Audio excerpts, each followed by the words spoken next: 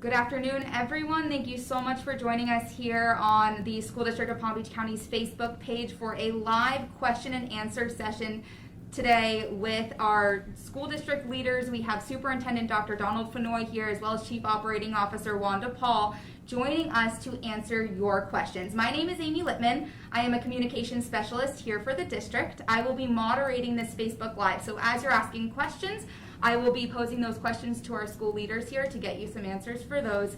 The purpose of this is to remain informational for the reopening of school campuses. We had some students coming back this week, and of course for all students who wish to come back, they will be able to return on Monday. And so we will be answering some questions regarding that particular topic. So we want to of course remain on that topic, and we look forward to answering your questions. But we are going to start off with just some introductions and get a status of what's going on here in the School District of Palm Beach County. So Dr. Fenoy, if you can just start us off. We had students back in classrooms Wednesday. It was the first time we've had students in our schools since March. How did that go? How does it feel? Well, first of all, I want to say hello to the audience, and how did it feel? So I got an opportunity to go out on Wednesday, and it just felt great. I mean, the kids were so happy to be there. More importantly, the teachers were so happy to be there. It was just such a great experience to see the connection. And obviously there were kids on the screen and obviously kids in person. But, I think it's just been a long time. It's been a very, very long time. And, everything is so interesting right now. But this step towards allowing our children to come back to school, some of us have had a situation where it hasn't been that rough of a road. But then we have kids that have been struggling eating, kids who haven't had any real social interaction. And so I'm just excited that we're able to provide that service back to our community to the best we can. Now let's be clear, for families that are still uncomfortable, I really do want you to stay home until you're sure that this is the right choice for you. But for those families that realize this is the choice for them, our teachers and our schools and our principals are really, really excited about bringing those kids back on campus.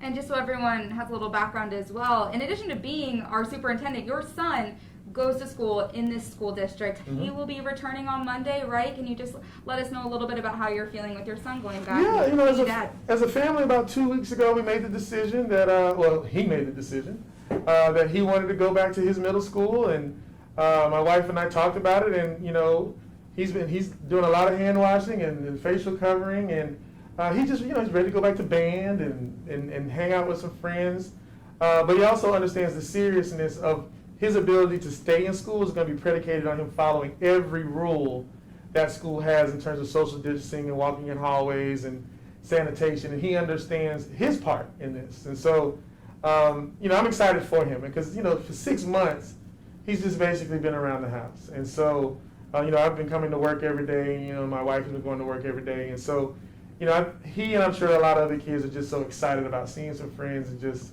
being kids. Absolutely. And Ms. Paul, thank you so much for joining us here as well. If you can just give us an overview of where we're at with operations this week and heading into next week. Well, I'm equally excited. I mean, the most excitement I had over the last couple of weeks was seeing the yellow buses on the road.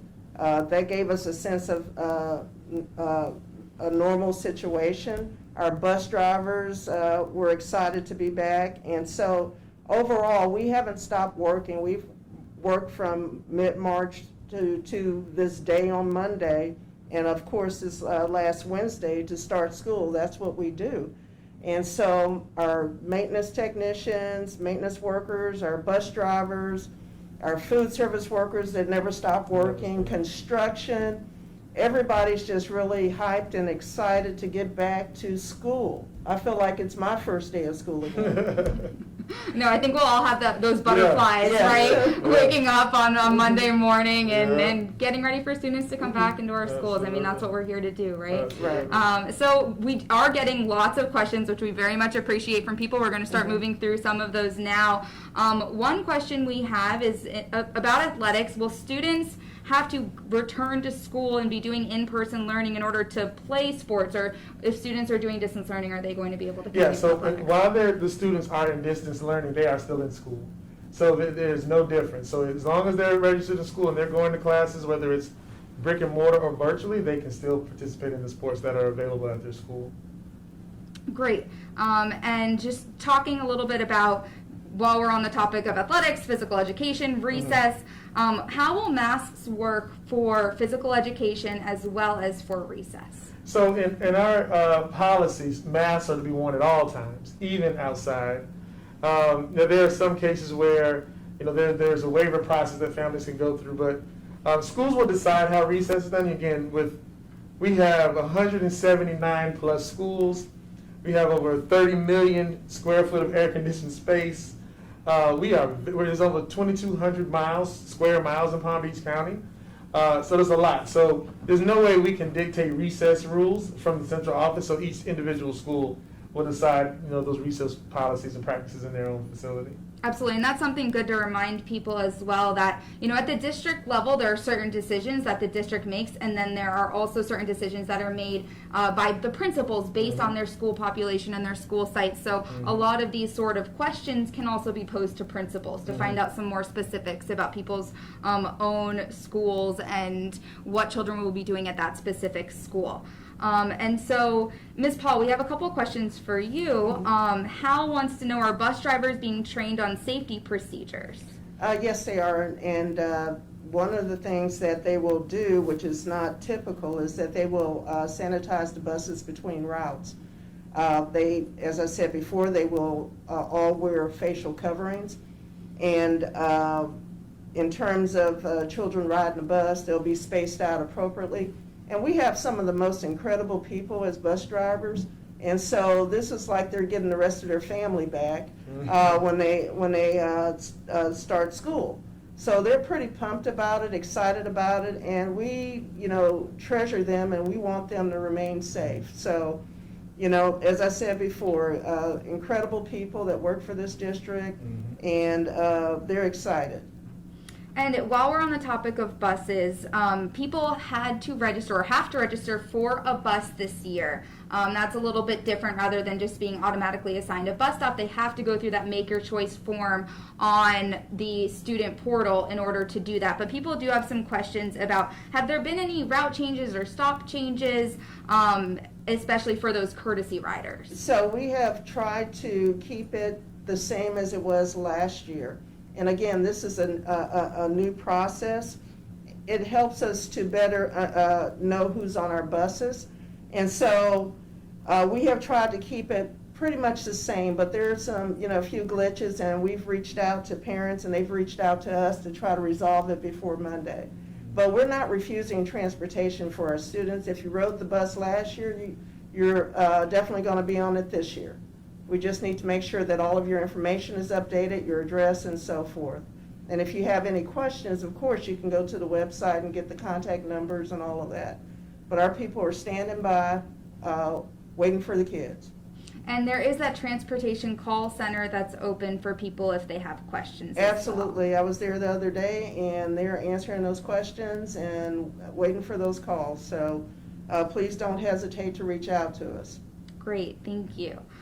Dr. Fenoy, a question that we get quite a bit is about the use of devices versus the use of, traditional pencil and paper in classrooms. Caitlin is asking if first graders, if they'll be able to use paper and pencils more than using their devices when they're at that age of course, learning penmanship and that sort of thing. Yeah, well, especially those who choose to report to brick and mortar, yes, they will be using a lot of the traditional resources that we would find in our schools. Now, our teachers are so wonderful here in Palm Beach County, but there's a change a little bit. So because of COVID, the kids won't be sharing materials the same way. So, I would ask families to make sure that your children are supplied with everything that they need, because that is now their materials for the year. So we won't, part of our guidelines is to make sure that kids aren't touching the same stuff frequently. But yes, once they come on campus, some of those traditional things will be in place. But most likely it'll be a hybrid of what online activities and doing things tactile with their hands. And while we're on that sort of topic, we also are being asked if a student has been using a personal device while they've been doing distance learning at home, they're coming back to a school, are they able to bring their personal device, or what will they use for a device while they're in school? So our ultimate goal is for every child to have a district device. But in the meantime, we are allowing students to bring their personal devices if they do not have a district device. We just ask that people charge them at night and bring their chargers with them because that's going to be very important. And for our youngest children, in some of our schools, we will house those devices for them and while they're on campus and make sure that everything that they need. Parents are also asking about, head count in terms of how many students are returning for brick and mortar and, how they can kind of find out that information for their own child's school. Well, obviously you can contact the school. The school would have the most up-to-date information, but let me be clear, that data is somewhat fluid. People are going to be making decisions every day for the next couple of weeks on whether or not they're going to bring their children to school. We know that we had some families that indicated they were coming back brick and mortar on yesterday that did not show up. However, today they're here. So it's that real. I think as more families, and again, let's just be clear. Once you get out there and kind of see and you hear that how it's being run, our principals and our teachers and administrators and custodians, the whole staff have really been working hard to get ready for this. So I think those numbers right now I think district-wide, we did our last survey, it looks like around 59,000 kids should return on Monday. About 80,000 will still be distance learning. But as I talked to principals this morning, some of those numbers are already starting to change. So it just depends on what's going on with the family. But we expect in a couple of weeks to have quite a few kids on our campuses. We are getting some questions about, club meetings and things like that for student clubs, as well as we did get a question as well about marching band. How are some of those things being handled once students are back on campus? Yeah, so, again, a lot of those are school-based decisions. SGAs at the high school level have already been working on a lot of their activities with their principals. There will be a combination of virtual and in-person things, but again, at much reduced rates. A lot of activities will probably be outside. Ironically, a lot of the clubs and activities are actually meeting during the summer virtually. So I think, our children are very quick to adapt to their environment. But we're going to try our best to supply as much of those normal rituals as possible with the sort of COVID-19 slant. And Adam asked a really good question that we get quite a bit about decision changes and parents who want to change their decision for their child either to come back home and start doing distance learning or go into school, and how they're going to communicate that change. That is going to be through the same Make Your Choice tile in the portal. That was Adam's specific question, but that change will be allowed, right? Yes, as of right now, we're asking for a 1-week window for schools to prepare for a child to come back from virtual learning to brick and mortar. During this first month, we're going to evaluate everything. And so I would just say to the audience that, adjustments will be made throughout this entire year just because of the realities of when COVID cases happen and we have to quarantine people and, you got to make sure that education continues. We are going to look at, we have a plan for lunch shifts, but if 50% of those kids show up, you might have to adjust it a little bit. So I think, the principles are clear. And again, let's be clear, our teachers this is not going to be easy. This is challenging work for all of us. Even for those in the district office all summer, things are changing so much. But my hope is and my prayer is that collectively, we can continue to be transparent with our employees and transparent with our families and do what's best for them. And as for communication sort of procedures, when a child tests positive for COVID or a teacher tests positive for COVID, how is that going to work? And is there going to be any sort of testing available? So testing there'll be some testing available. We have school nurses here in Palm Beach County. And so they will have some testing protocols for students who are experiencing symptoms. And so those protocols, and the great news for us, we have a great partnership with the health department and the healthcare district who are partnering with us and actually owning a lot of that process. Rapid testing for the whole school district does not exist. It is a massive undertaking. However, we will be supplying lists to our employees and our families of county-run testing facilities that they can have access to. And so again, but it's still an evolving process as we continue on with COVID, just figuring out how to deal with the volume of having almost 200,000 kids and over 23,000 employees to do rapid testing. And I can also point people on social media, on our Facebook page, if everyone just scrolls down after this Facebook Live, they will see a video that was played during the school board meeting last night with the healthcare district of Palm Beach County. They provide school nurses for our schools as well as the health department. And so that's a really informative video for people to watch. And so moving on to some other topics as well. Of course, people have a lot of questions about how instruction is going to look in the classroom. Will students be with the same teachers that they have now gotten to know over the last couple of weeks? And how will it work for that simultaneous sort of instruction? We're going to try to limit schedule changes as much as possible, but I have to be honest. I think, we have to be clear that as things happen, again, as COVID cases present themselves or people take leaves, the principals have to make the adjustments. But as much as possible, we're going to try to keep some of those game schedules whole. I think we've designed what we call a synchronous learning model where, if the child, I can speak to my son, that's easier. My son has one schedule, so he's in class every day starting at 9:30. He rotates through his classes. He takes his break. He goes to recess. He does bank. It's amazing how he does all this stuff. On the 21st, he'll go into school and follow the exact same schedule. And so that was our goal. And so as much as possible, we want to maintain that with the understanding that we will have to make changes based on what's presented to us in front of us on those days. And as for getting to school, we're getting quite a few questions as to, what is going to happen come Monday morning. Let's start with the buses. Ms. Paul, we have some questions about what if a bus is full? How is that going to work, even maybe in the days after that, to accommodate, students who are on the buses? It's going to take us a couple of days to balance out the routes, but again, we're not going to turn a student away from getting on the bus. So we have the ability to send a second bus. We have the ability to adjust. And so right now, all the information that we're getting, we're already working the routes. We've been working on it for quite a while. And so when the parents fill out the Make Your Choice information, that gives us the information we need to balance out the routes. So typically it takes us a couple of weeks to kind of get into the groove and get it right. So again, the parents, you're our best asset in terms of communicating your needs. And so we have that wonderful call center that can help you with those kind of issues, or if you have any kind of a problem, to communicate it through that. Thank you so much for that information. We are getting a lot of questions here. I'll have you guys know I'm trying to keep up with the questions. We're getting so many, it's hard to get to them all, but we are going to try to do so. So we have some questions, of course, about employees who are applying to that remote work form. Give us a little bit of an update on that and how that works. Well, right now, we've been refining this process where we go through. We've created a portal. We've created a website where employees who are looking to seek these remote learning working opportunities can apply.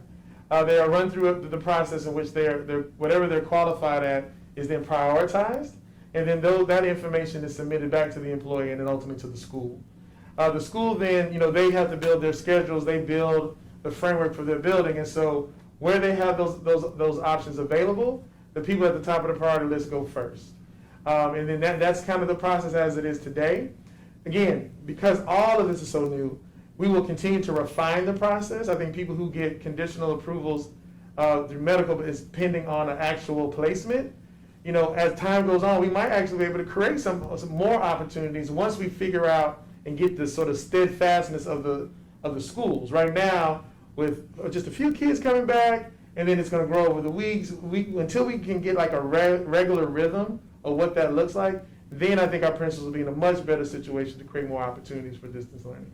And I do think that process has some parents wondering about, their child's own teacher, the distance learning experience that they've been doing so far. We are getting positive feedback about distance learning. There were a lot of training sessions and changes that went on over the summer to really prepare educators for distance learning and to make it amazing for our students. Now the students who will be doing distance learning while the teachers are now teaching that from their classrooms, what is being done to ensure that distance learning experience for the children who are learning from home and not in person is still really high quality and what we expect here in the school district of Palm Beach County. Well, the great news, a lot of those kids are experiencing their distance learning experience while they're teachers in the classroom. So when you return to the classroom, it should be one and the same. And so I think, but again, our teachers are again, the teachers of Palm Beach County are absolutely fantastic. And so, again, I can tell you the teachers that I see when I, when I go home in the evenings, I can record, I can view what my son did that day. But I think that's what's important. I think many of the teachers are already doing that work from school. So if your child just pops in, like what I saw yesterday, the kids on the screen were experiencing the same thing the kids in the classroom. That's great. And we do have a question, moving a little bit away from teachers and that in-school experience. Of course, we have so many support staff, here in the school district of Palm Beach County and the building, that we're in right now. We have some questions about when those employees will be returning to work. Yeah, so we are in the process of rolling a lot of that out. Right now, all of the, of course, executives and other key personnel that keep the district running have been here all summer. Beginning on the 21st, I'm going to have all directors and above start returning back to the building in shifts. You have to remember, the central office is the central hub of the entire district. So, and then, outside of offices, a lot of people are in like little cubbies. And so we want to make sure that we don't create a situation where we may have to shut parts of the system down. Like the last thing I want to do is bring back all of my payroll department and there's a COVID outbreak and people don't get paid. That could be a problem. So we're being very strategic in making sure the shifts of people that we bring back make sense, and then we will start rotating them in to make sure that we don't completely populate the building and that we don't lose any key functions if or when a COVID outbreak happens in our building. And while we are on the topic of employees, we are continuing to get some questions about remote work, that, it is possible to, of course, be approved, and I don't know if that's the exact right word, through HR, qualify, thank you. But that it all depends on what positions are available. Yes. So can you just clarify that a little bit? Well, like if you qualify, meaning, let's take me for example. I may have high blood pressure and prediabetes. So technically under the CDC, I may qualify for one of those tiers. But my boss may say, well, I need you, there's not a virtual superintendency for you. I mean, that's a horrible example, but, bus driver, you can't drive a bus from home. But we can make other accommodations depending on your tier level and what's available within the transportation department. So this is so contextual depending on the department, the job function, et cetera, et cetera. So all of the supervisors, all of the chiefs are aware, and they are now working with their employees on what options are available. We got a really good question as well about temperature checks. This is something that we do get a lot of questions about on social media. Why temperature checks are not being done for students before they enter the school building? Well, mostly it's just because of the volume. So imagine a high school with just say 2,000 kids. So you would literally have to stage all the kids somewhere in order to even begin the temperature check process. So we worked with our health advisory committee, which is local pediatricians, physicians, the health department, and we determined that it wasn't practical to do. Now, I did purchase thermometers for all the schools, all of the multiple. The nurses will have them, or the office staff. So where applicable, if they need to check a temperature real quick, if a kid was displaying, or even an adult, they can do. That's one way they can determine what that person's temperature is. So that's the main reason, is just the volume of it. Our schools are just way too big, and just imagine car lines. It would just take too long in order for us to get the kids in the building. But there are going to be some major changes once students enter that Oh, building. yeah. So can you talk a little bit about what those are and what it's going to look like throughout the day? Lots of signs. So a lot of mass signs, a lot of directional signs. I've been in buildings where one time a year ago I could walk down this hallway and come back. There's a big sign that says one way only. A lot of one way only signs in the buildings. Desks are separated. A lot of the ancillary materials in the classroom have been removed so that we can maximize all the space possible. They've converted computer labs into overflow. Every space within the building is going to be used in some capacity to make sure we provide the best educational experience. And so it's a lot of signage, a lot of moving around in the classroom, and a lot of distancing. And what kind of supports are there going to be in place for students who have IEPs and need some extra help? Well, whatever's in the IEP, we're obligated to provide that for them. So we will continue with those services. We have an amazing group of special ed teachers and special ed administrators who understand and live that world and love that world. And so we're going to do everything in our power to meet all the needs as outlined in our IEPs. And what about the process, if a student or a staff member begins exhibiting symptoms during the school day, how is that going to work? Well, they would just report to the nurse, and then the nurse and our friends at the health department and the CDC will start giving people all the recommendations of where to go, and then let us know if those tests come back positive, and then we have a lot of protocols from that point. Yeah, and I'm going to say it again one more time. The video that we got from the healthcare district of Palm Beach County and the health department is really detailed and explains a lot of that as well. And in terms of cleaning supplies, we have a lot of questions about what kind of cleaning supplies are already in the schools now, the status of, whether they're going to be, ready for Monday morning, what teachers will have in their classrooms, that sort of thing. So one of the things that our purchasing department has been working on since March is making sure that the schools have what they need. We didn't know it would be this long of a break, so we were preparing for summer cleaning, so we already had pre-positioned supplies there. And then also they increased the amount of paper and toilet paper, of course, which is really needed, and just all those things that you need to make a school operate.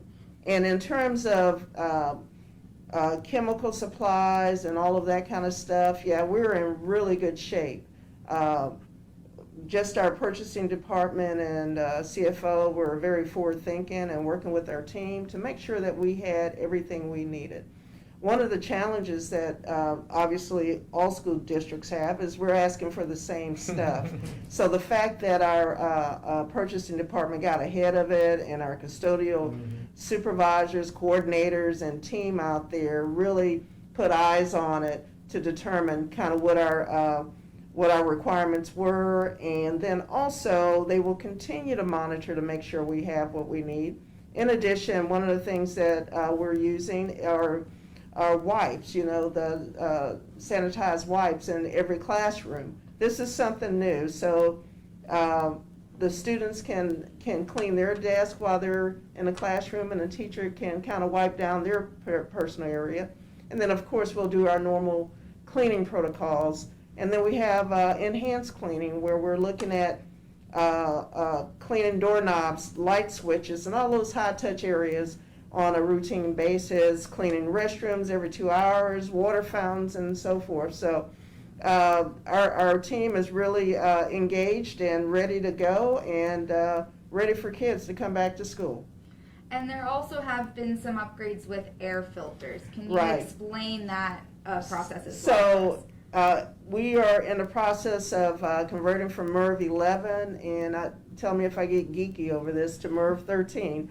And so we have some filters in, but again, everybody's asking for the same thing. So until we're able to convert a large portion of our schools to MERV 13, which is a higher level filter, we'll change the filters more frequently. That goes to our concretable buildings, our temporary buildings, and so forth. So this is a huge shift for the district. And for most people it's not exciting, but for us it's pretty exciting to be able to do that. And so I have a wonderful team, wonderful AC techs and so forth. Our vendors have been very supportive. And so, this, like I said, for a district this size, this is a huge shift. And I want to thank our vendors for working and trying to get us what we need to make school happen and make people feel comfortable about sending their kids to school. So, again, it's a pretty exciting time for us to start school. Absolutely. One of those questions that we do have on here, and we get quite a bit too, is about the spacing between desks. Starting at 6 feet, but then how is it determined to decrease a little bit from there? What is kind of that stopping point that's considered to be safe by the CDC and the American Academy of Pediatrics? Well, the CDC, everything is guidance. So number one recommendation is wear masks. So. But we made a commitment that we're going to start our social distancing at 6 feet where applicable in the classrooms. Everyone wears a mask, and so right now, all those in some cases they have all the desks, traditional desks in the classroom. They've just covered up certain ones. So But as more kids come back and they have to take, open up a desk, then they'll adjust it. So everything is just centered around starting at 6 feet for as long as possible. And then we'll let families know, if this classroom at 6 feet social distancing can take 13 kids, parents were now moving to 15, and you have to make a choice if you want to continue in this model. So it's just being transparent. So all the way down to 3 feet, and a mask is acceptable by the CDC, but we've decided to start at 6. And we do have some questions here as well about, fire drills, code red drills, tornado drills. How are those going to be conducted in this kind of environment? So the state mandated emergency drills will take place. They'll adhere to the social distancing guidelines and protocols. We have incredible police chief, Frank Kitzerow.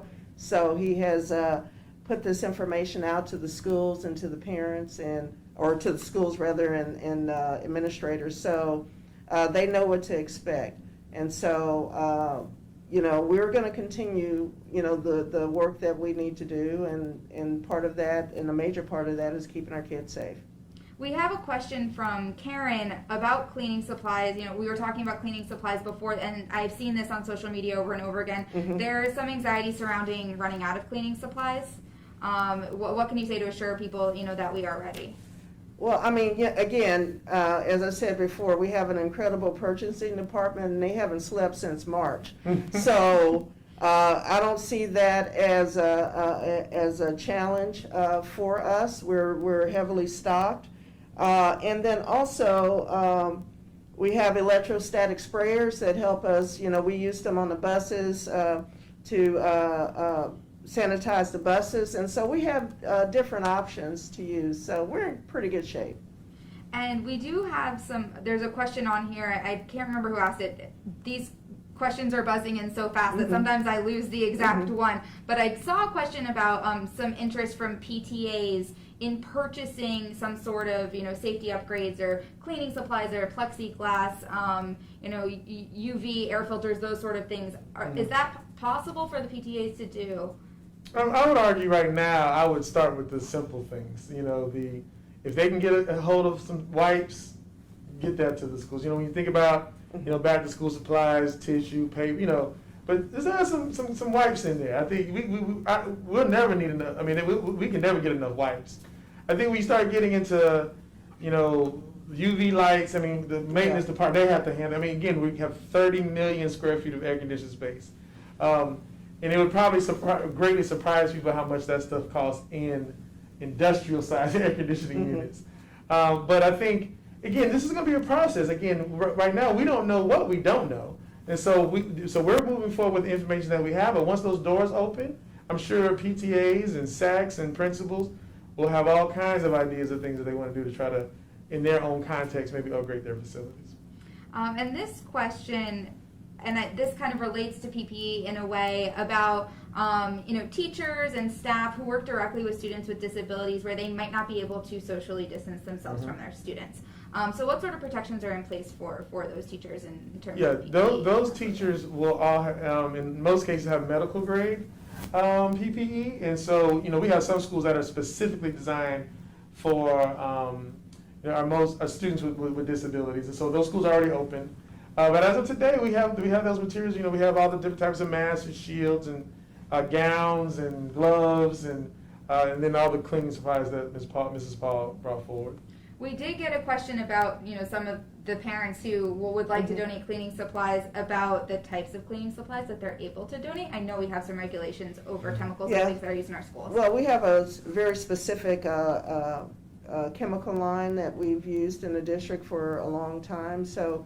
And they're not readily available for just a person to use or to order. But things like wipes and just the basic stuff, if they would coordinate with their school principal once we get kids in school, that's the best idea, to work directly with the schools, because it's no doubt this is an extremely generous community, and and we love our parents and stuff. So we know they are just waiting to help. But the first thing we got to do is get the kids in their seats and get the teachers going and doing their magic and stuff, and then reach out to the principals to get kind of what the needs are for that specific school.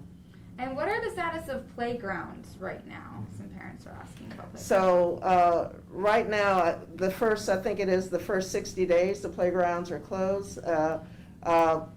But it is the intention to be able to utilize those at a later date. But right now, again, the real challenge is just to get kids in school, and then, we'll work through those other things. We realize how important it is for kids to have fresh air and so forth. So, but I think we're going to have a very, if I were to Johnny Carson, the great Carmack, I predict we're going to have a very exciting start of school. To my team, I say uneventful and boring, which means that all the ACs are clicking and working, and the buses are moving, and the kids are smiling. So that's what we're looking forward to. And lunchroom procedures, that's a pretty common question as well about how school meals are going to work. Of course, school meals are free through December, so that's great for our students. But how will it look like with them actually eating those meals in school? Well, first of all, they can take their mask off to eat. But again, with 179 different campuses, there will be different variations of lunches. In some schools, I've seen cafeterias where all the kids sit in one direction now. So you won't have anybody in front of you. That's one model. A lot of the high schools are putting up feeding stations across their big courtyards in those campuses. They painted little, mascots. This is a place that you can sit. And then those are 6 feet social distance. So we're going to try to spread them out again, encourage them to wear masks when they're not, consuming anything. And then, again, a lot of structure around this. But again, most of the schools have some sort of variation of different feeding structures. The other part of that too is that for our distance learners, we'll have grab and go meals. So we'll still be able to provide that service to the parents and kids that want to continue with distance learning. And our, food service workers have been working, continuously since March, and so a shout out to them and my team for all the hard work. So it's incredible that we're able to feed all kids through December, and the parents don't have to worry about the payment of it. And so we're just pretty excited all the way around. I have an amazing group of people working with me. Yeah, those school food service workers. I know, there's something else. So hard in the rain. I've seen the images of them with their umbrellas, running food out to cars. It's absolutely amazing. We have some questions about disciplinary action for students who don't follow the guidelines, whether it's masks or that sort of thing. First off, how that might be handled on a bus.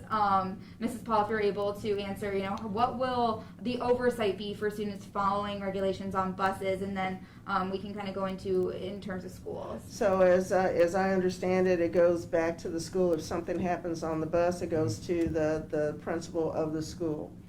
And again, one of the cool things about this year is that we have 50 buses that have Wi-Fi on them.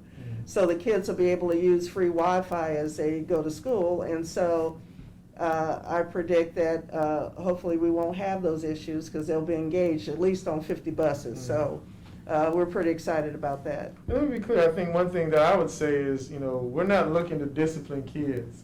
We're going to try to work with you and provide you a mask if you don't have it.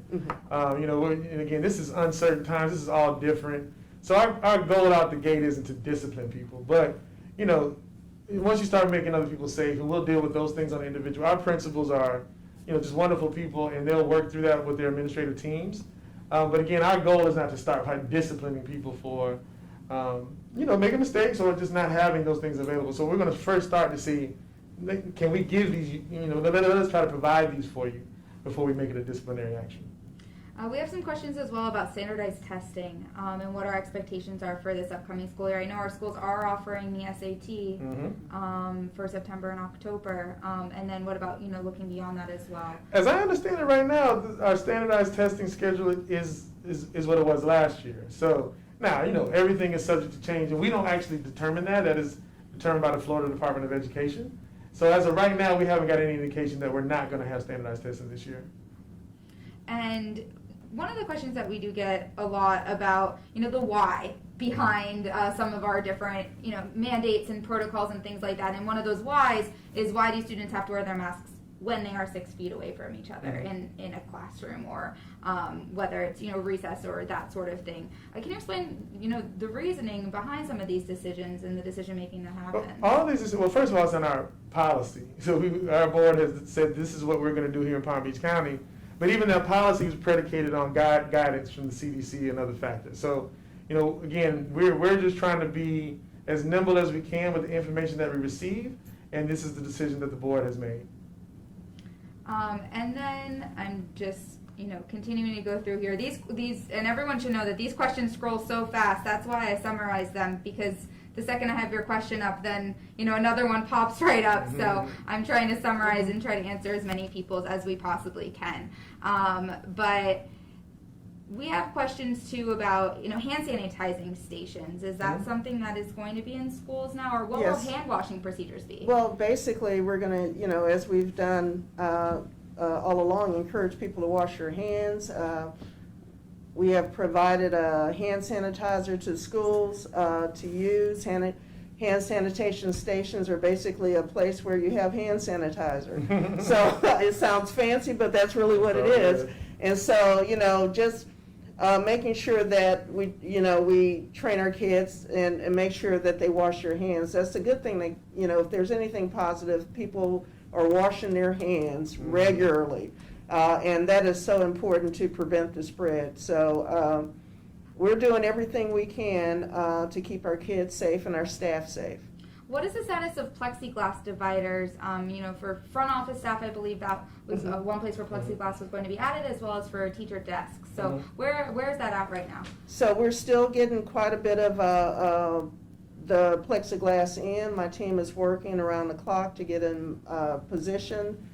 We have also ordered through our amazing purchasing department plexiglass for student desks and stuff, and those are still coming in. And those are easy to just place on the desk. But we're doing all of those recommendations from the CDC to kind of make our kids and staff feel safer.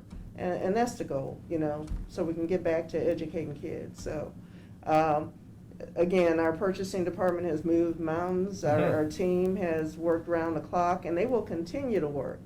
So, I want to thank, obviously, my team. I'm kind of biased towards them.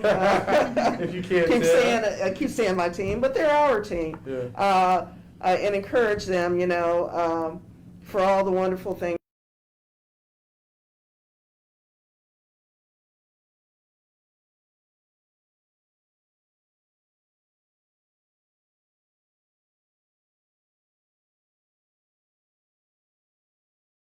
We don't know the answer to that yet. In terms of whether it's going to be the entire school year, how long can we expect students to be able to stay with that option of distance learning? As of right now, it's until further notice. I have not set a date when we're going to end distance learning. I mean, I think honestly, with what information we're getting about COVID, I don't know if it's going to be anytime soon. I think we're going to be dealing with this in some form at least this school year. And of course, heading into Monday, it's going to be a nerve-wracking day for a lot of people. Things are going to look different. We haven't been in school since March. What kind of message, Dr. Fenoy, can you say to staff members, especially teachers who are going to be in those rooms with their students, and to really just speak to their morale and how they're feeling right now? Well, first of all, I would say to our teachers, just thank you for being vocal, for being you, and being amazing people. I think, I was a teacher. That's my degrees in education in elementary ed, and I taught, and I understand in this moment in time this tension between being there for your kids and your personal safety. Every one of us is feeling that same tension. But what I would say to our teachers is that you're amazing. We need you. You sustained and upheld this district, for as long as we've been around. When we brought our kids back on the 16th, it was goosebumps I was having to see these teachers with their kids and and just how the kids are responding. And yeah, we could, there's a lot of virtual hugs, and we're shaking hands from afar, but that's why we're here. We're here for our children, and I know every teacher in the district is here for our kids. We're just trying to express it now in a very interesting time, and it's hard. It is hard, but I am convinced that together here in Palm Beach County, we're going to push through this, and we're going to get through this storm, and then when we land this plane, we're going to really start focusing, and we can't do it without our teachers, and our teachers are an asset that we can't live without, and our families need us right now. Absolutely. And going back to the plexiglass question, sorry, we're kind of bouncing around topically because it's how the questions come in. Will there be any sort of plexiglass option for teachers that go from class to class, or how are those teachers in terms of PPE, being outfitted, the resource teachers who might be going from classroom to classroom and not have, students coming into their own space? I think it'll vary by school. Yeah. We've purchased face shields, we have masks. I've been to school, we do have some schools where teachers share classrooms, and so those principals have worked out schedules with their custodians and cleaning shifts. So again, something that specific is definitely a decision they're making at the school level. Our principals is genius when it comes to this kind of stuff. So they're really working through that with their assistant principals, who are amazing, and teachers themselves. And there's a lot of ideas that are actually coming up from teachers now that they're back in the buildings, and because we've allowed them to start the virtual learning experience, distance learning experience for those who choose in their classrooms, they've actually been part of the solution because they can see it firsthand, and creating great models and examples of what it would look like when our kids come back on the 21st.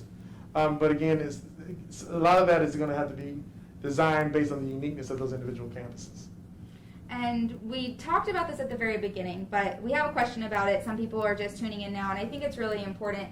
You are a dad. You have a son who's in one of our schools, and Patricia asked if your son will be returning to school or remaining with distance learning. Oh, he will absolutely be at his middle school on Monday, and I will be dropping him off, and then I got to go to work. What are some things that you are going to be telling him about, the safety changes that have been made and what he can do? Well, the school will provide him 5 washable masks, but I've got him his own mask and gloves, and we'll put hand sanitizer in his bag that meets the standard, and just tell him to be careful and no hugging and wash his hands all the time, and then as a family, when he comes home, go straight to your bedroom, put your clothes up, and get busy with your homework. And so, I think I am exceptionally comfortable. I think that my son's school has done a great job of communicating with my wife. I tend to stay out of my kids' education because I'm the superintendent. But the open houses, there's been so much information on what the school will look like, and so I'm just telling him basically, if you really want to be in school, son, whatever that principal, teacher, assistant principal, staff member tells you to do as it relates to being safe, you must do that.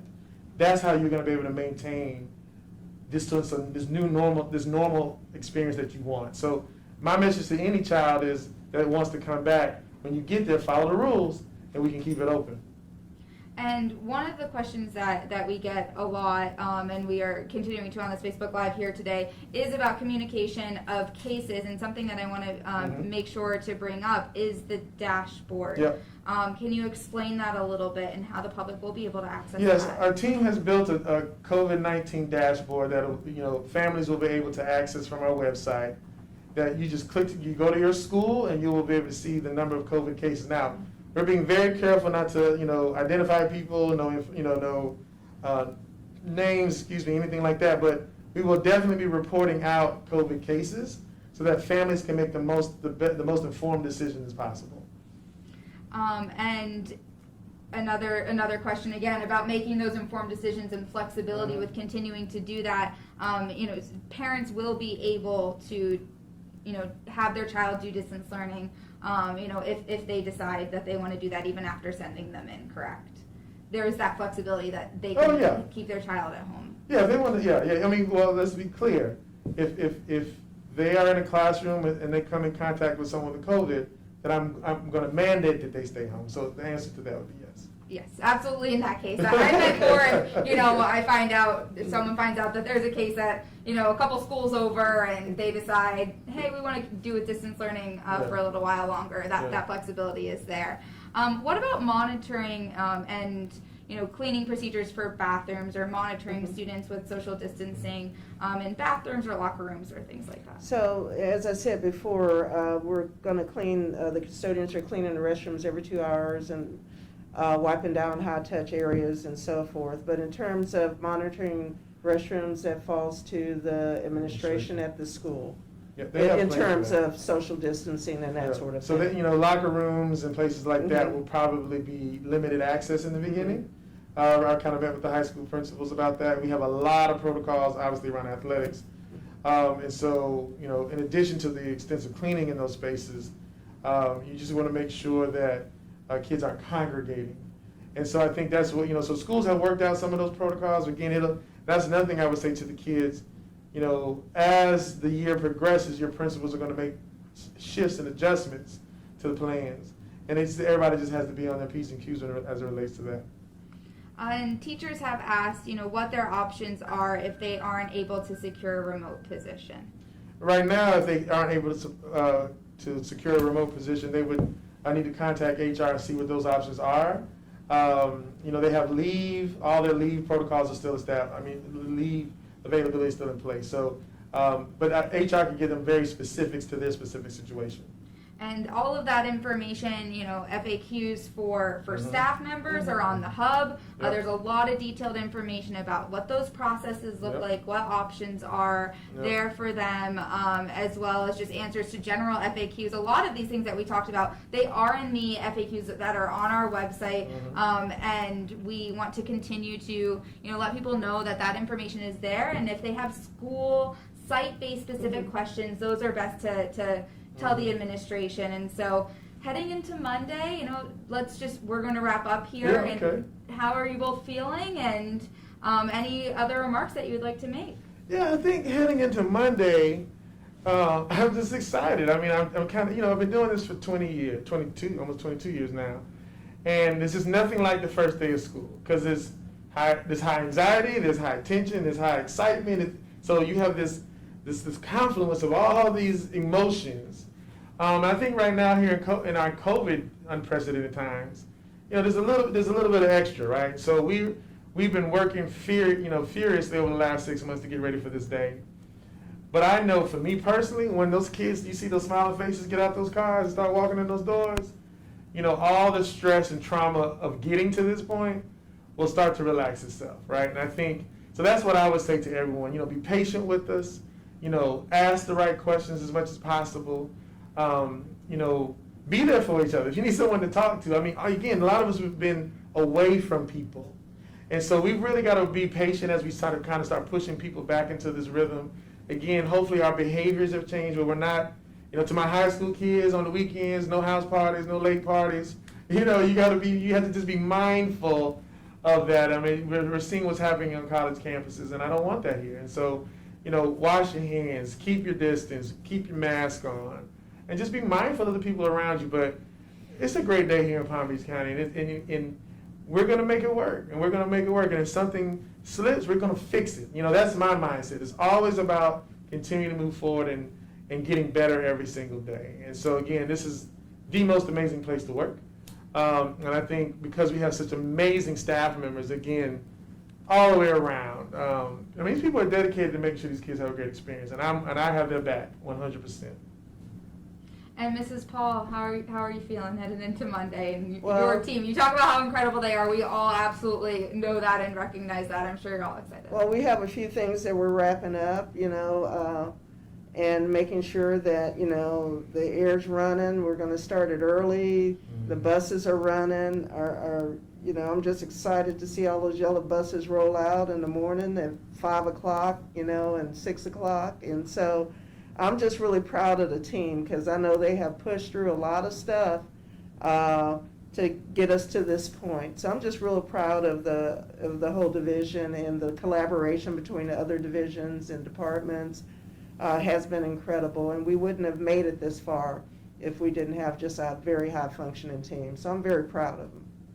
Thank you both so much for joining us Thank you. here, on a Thursday evening when you were both very, very, very busy heading into Monday morning. And thank you all at home for being part of this Facebook Live, for asking your questions. I really do recommend that you check out our Facebook page and see what information we have on here. We have lots of links on Facebook to our reopening schools frequently asked questions that are on our website that have a lot of these answers. Reach out to your school administrators if you have very specific questions that they would be able to provide you with, and just have a great day headed into Monday. Thank you all so much.